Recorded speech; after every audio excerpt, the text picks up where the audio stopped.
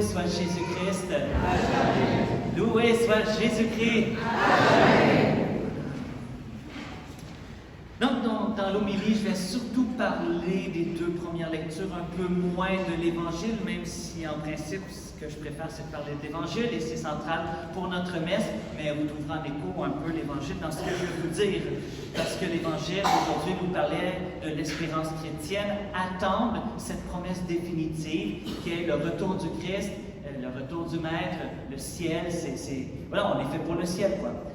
Et donc, on va parler ici, le thème que je voulais aborder, c'est marcher par la foi. Marcher par la foi. C'est-à-dire, marcher, j'entends par là, diriger notre vie, vivre par la foi. Et dans notre deuxième lecture, on a l'Épître aux Hébreux, chapitre 11, un chapitre que j'aime beaucoup, qui aurait beaucoup à dire et qui a beaucoup d'impact dans notre vie de croyants. Et je vous cite un verset qui n'a pas été mis dans notre deuxième lecture.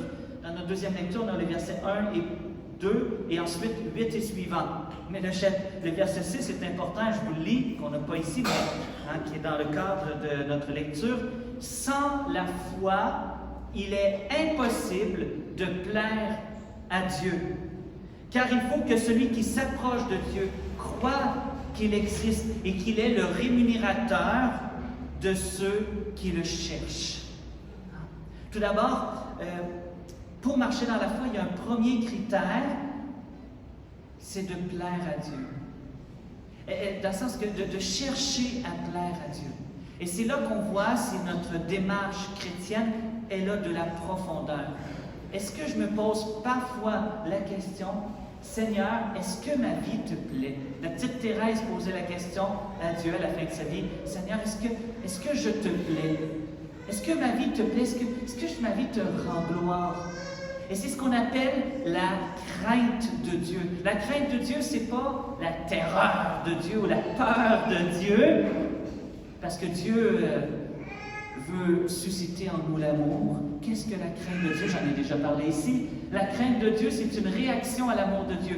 Quand je suis saisi par l'amour du Christ, quand je suis saisi par son amour, quand j'en fais l'expérience et qu'il devient réel pour moi. Hier, on a prié en mission ici à Saint-Raphaël et on était devant le Saint-Sacrement avec un musulman qui s'est mis à sentir une chaleur dans tout son corps devant le Saint-Sacrement, s'est mis à pleurer. Je pense qu'il commençait à faire la découverte de cet amour de Dieu. Quand on fait l'expérience de l'amour de Dieu, la réaction normale, c'est de vouloir aimer Dieu en retour. L'amour provoque l'amour.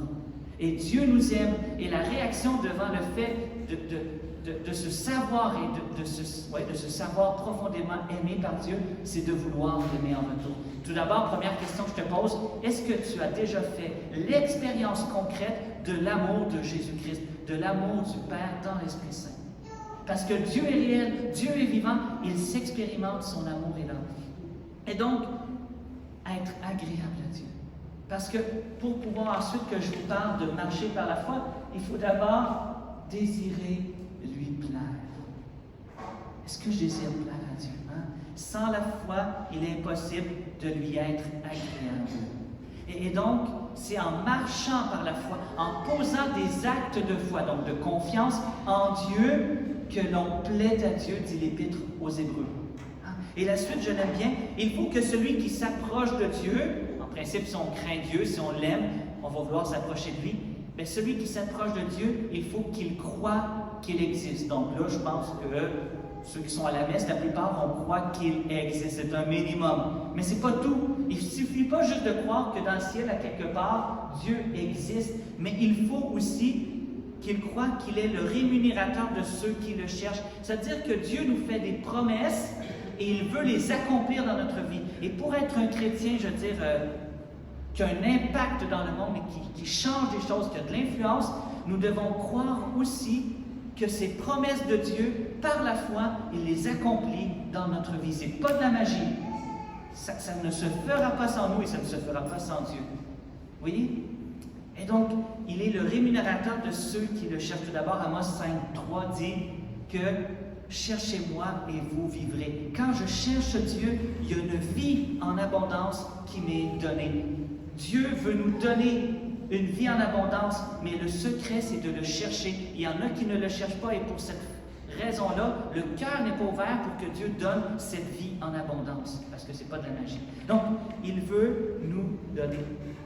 Il veut nous donner cette vie en abondance. Dieu a un plan sur ta vie qu'il veut construire avec toi, qui a déposé au cœur même de tes désirs, même humains les plus profonds. Dieu a des projets de vie. Dieu a des promesses pour ta vie. Il y a peut-être quelque chose en toi qui brûle dans tes entrailles. Quand on ne cherche pas à plaire à Dieu, on ne rêve pas notre vie avec Dieu. Est-ce que tu rêves ta vie avec Dieu ou tu la rêves uniquement pour toi-même? Est-ce que tu rêves ta vie pour Dieu, pour plus avec lui? Et donc, Dieu a des promesses de vie sur toi. Et pour que ces promesses s'accomplissent, le secret, c'est la foi. Et la foi, c'est plus que de croire que Dieu existe, mais c'est qu'il est le rémunérateur de ceux qui le cherchent. Je continue à expliquer. Je pense, je me souviens plus ce que j'ai expliqué, quelle image, si je l'ai expliqué, c'est pas grave. C'est, vous vous souvenez, Franklin avec son cerf-volant, il est là, puis il fait son cerf-volant, Franklin, et là, il y a l'électricité qui tombe sur son cerf-volant, il attrape un choc électrique. Il a découvert que dans le ciel, il y avait une puissance, il y avait une énergie, il y avait une force. Et un peu plus tard, il y a un autre qui va découvrir que par le cuivre, on peut canaliser cette énergie pour éclairer les maisons, pour faire toutes sortes de biens. Vous voyez? Mais dans le ciel, dans la parole de Dieu, il y a des promesses, il y a une puissance de vie pour ta vie. Mais pour qu'elle soit canalisée dans ta vie, c'est la foi. Et la foi, c'est pas juste de croire un peu de manière abstraite dans son cœur que Dieu va accomplir des promesses, mais c'est aussi de passer à l'action sur ces promesses. Voilà, notre première lecture disait que nos anciens, étaient assurés des promesses auxquelles ils avaient cru et ils étaient dans la joie.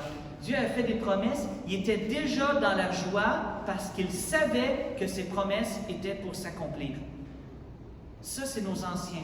C'est les anciens dans la parole de Dieu. Mais comment avoir cette assurance dans la parole de Dieu? Comment avoir cette assurance dans les promesses de Dieu pour notre vie? Et l'Épître aux Hébreux nous en donne un secret. C'est de regarder l'historique de Dieu qui accomplit ses promesses. Et c'est ce que fait l'Épître aux Hébreux. Nous en avons une partie du chapitre 11. Mais le chapitre 11, c'est quoi? Il nomme des personnages bibliques dont Dieu a fait une promesse. Et ces personnages ont cru en la promesse et cette promesse s'est accomplie. Il a nommé, par exemple, Abel, Enoch, Noé, Abraham, Sarah, Isaac, Jacob, Joseph, Moïse, Rahab, Gédéon, Barak, Samson, Jephthé, David, Samuel et les prophètes. Il raconte toute cette histoire-là. Pourquoi?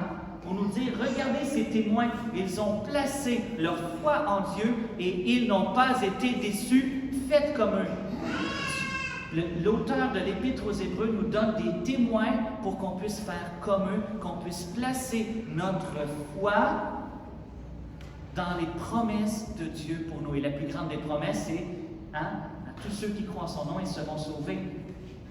Voilà, le ciel. La vie éternelle. Voilà. Pensons à David. C'est exactement ce qu'il va faire, David. David devant le géant Goliath. Vous vous souvenez de cette histoire-là? Je vais vous la raconter pour ceux qui ne s'en souviennent pas. D'un côté, vous avez l'armée d'Israël et l'armée des Philistins. Et là, il y a un soldat qui se dégage des Philistins. C'est Goliath, le grand Goliath, méchant, fort, un géant, quoi. Et là, il dit, je vous mets au défi, envoyez contre moi un homme pour me battre. Et là, personne ne va vouloir y aller parce qu'ils ont tous peur. Et le petit David va y aller. Il ne prendra même pas l'armure de Saul. Il va juste avec une fronde. Et pourquoi il a autant d'assurance? Il avance contre le géant Goliath avec l'assurance de la victoire contre son ennemi. Comment? Je vous lis ici. Le Seigneur, dit David, qui m'a délivré des griffes du lion et de l'ours, me défendra des mains de ce Philistin.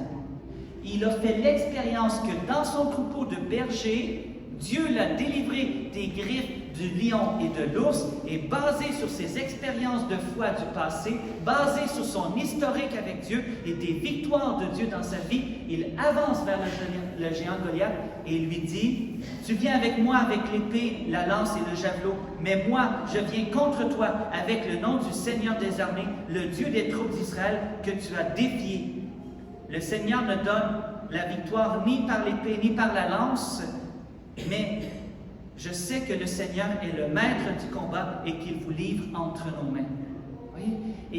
Et c'est ça, nous devons faire mémoire de l'historique des victoires de Dieu dans notre vie pour qu'aujourd'hui, on ait de l'assurance contre nos Goliaths à nous. Vous voyez? En fait, il faut commencer derrière le troupeau, il faut commencer avec des petites choses, en faisant des petits actes de foi. L'Épître aux Hébreux ne fait que nous parler d'actes de foi. Il dit grâce à la foi, grâce à la foi, grâce à la foi, grâce à la foi. Et ils ont fait quoi? Ils ont fait toute l'histoire d'Israël, c'est construit grâce à la foi. Et donc, on peut avancer devant les Goliaths de notre vie, devant les géants violents de notre vie, avec l'assurance de la victoire du combat. Et parfois, on aura l'impression qu'on va être perdant, mais la foi va nous donner de persévérer. Par la foi. C'est l'histoire d'une course en haut d'une montagne.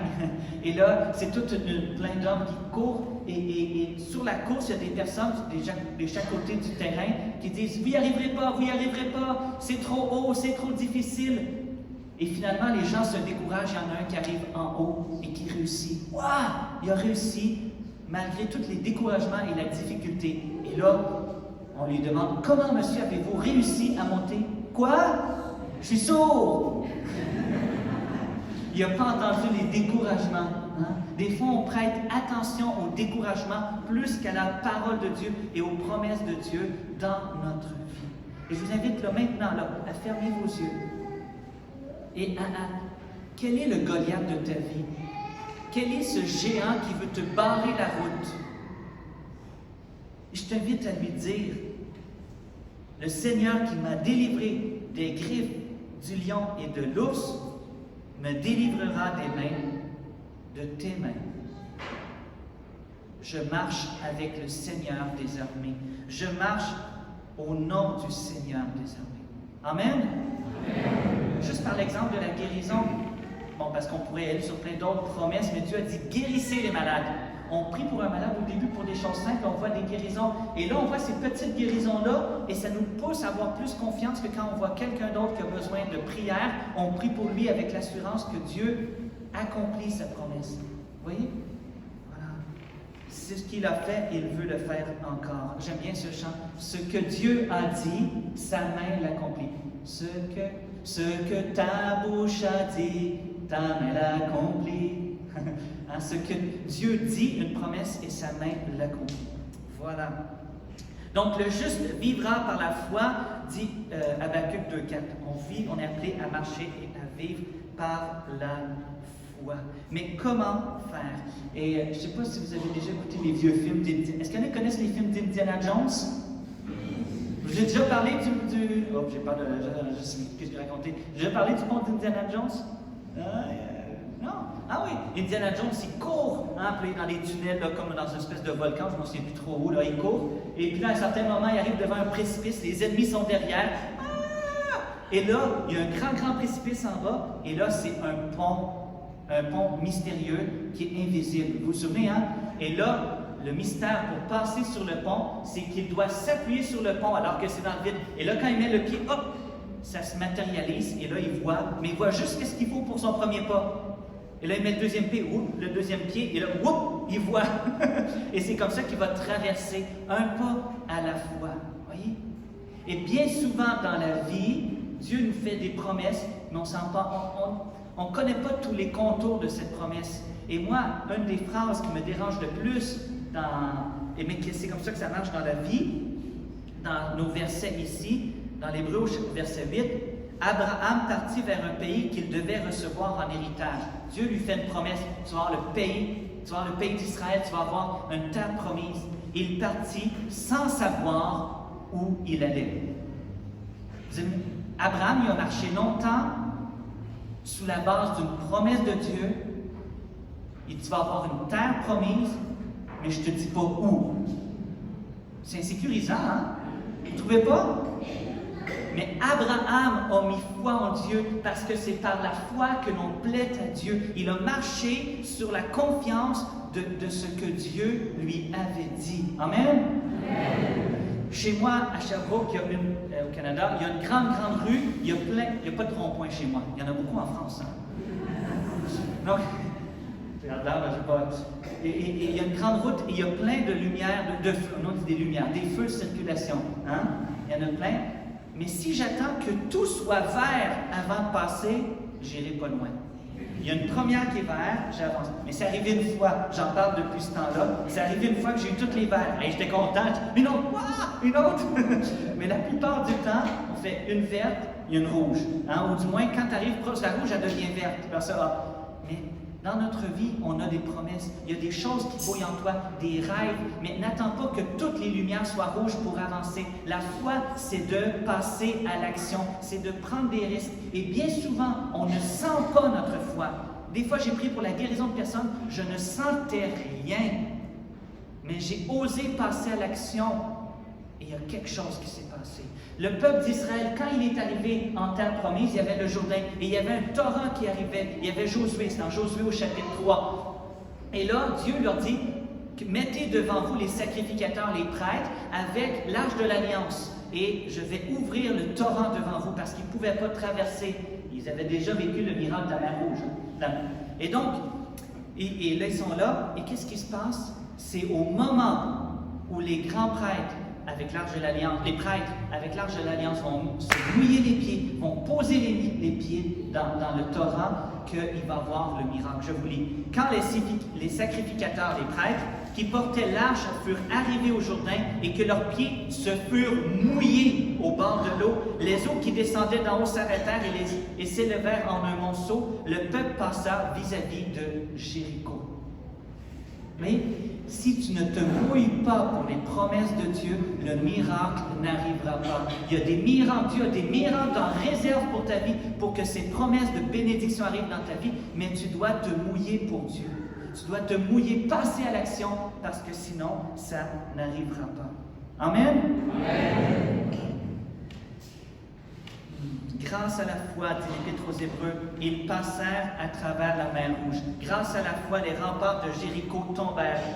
Par leur foi, ils ont conquis des royaumes, pratiqué la justice, obtenu la réalisation de certaines promesses. Ils ont fermé la gueule des lions, éteint la flamme des brasiers, et échappé au tranchant de l'épée, retrouvé des forces après la maladie, montré du courage à la guerre, mis en fuite des armées étrangères. Tout ça s'accomplit grâce à la foi. Voyez? Oui, Pierre a marché sur les eaux, Jésus lui a dit « Viens ». Et il a marché sur l'eau grâce à la foi. Homme de peu de foi quand il va le relever. Et je ne sais pas si j'ose faire ça. On va se lever. Je termine avec ça. Je vous réveille un peu. Hein? Ouf! Bon, hein, ça va? Pierre a marché sur les eaux. L'eau symbolise les ténèbres dans la parole de Dieu. Donc, on va piétiner un peu les ténèbres, hein, les obstacles de ta vie. Par la foi, les ténèbres sont... Il y aura toujours des épreuves dans notre vie, mais par la foi, ils sont sous nos pieds. On peut marcher sur les épreuves. Vous voyez? Je vous invite à répéter après moi. Hein. Par la foi, je marche sur les épreuves de ma vie. Par la foi, je répète un nom, répétez juste un petit peu à la fois. Par la foi, les épreuves ne peuvent m'engloutir. Par la foi, je suis victorieux dans la tempête. Par la foi, je suis persévérant. Par la foi, les murs tombent devant moi. Comme à Jéricho. Par la foi, je prends des forteresses. Par la foi, les promesses de Dieu s'accomplissent dans ma vie. Amen. tard.